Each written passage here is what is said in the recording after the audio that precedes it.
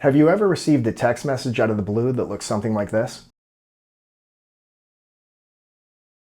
These texts, and sometimes phone calls, are often from wholesale real estate buyers. Here's how wholesale real estate usually works. A homeowner and a wholesale buyer agree on a purchase price and sign a real estate contract. The wholesale buyer then markets their position in the contract to another buyer, usually an investor, flipper, or cash buyer. That second buyer is often referred to as an end buyer. The end buyer is the person who will actually close on the property. The wholesale buyer makes money by assigning the contract to the end buyer at a higher price than the original contract price with the seller. For example, if the wholesale buyer contracts with the homeowner to buy the property for $250,000, then assigns that contract to an end buyer for $280,000, the wholesaler may make the difference as an assignment fee. So why would someone do this? Because when done correctly, wholesale real estate can be profitable with relatively low upfront costs and less risk than actually buying or renovating the home. The wholesale buyer's job is to find a seller willing to accept a price that still leaves enough room for another buyer to step in,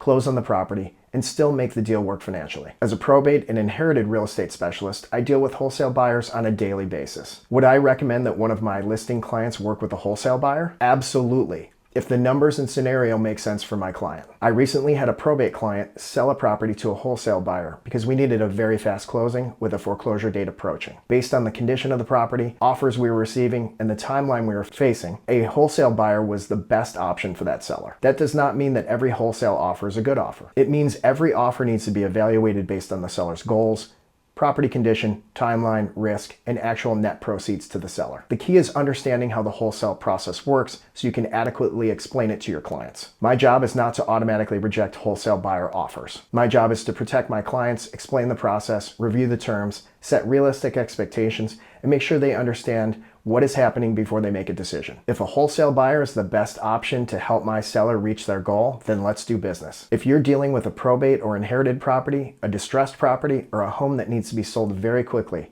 make sure you work with someone who understands the traditional listing process and the investor or wholesale side of the market. I'm Chris Zubrycki with RE/MAX Fine Properties. I'm the BJJ broker, and I've been fighting for my clients since 2001.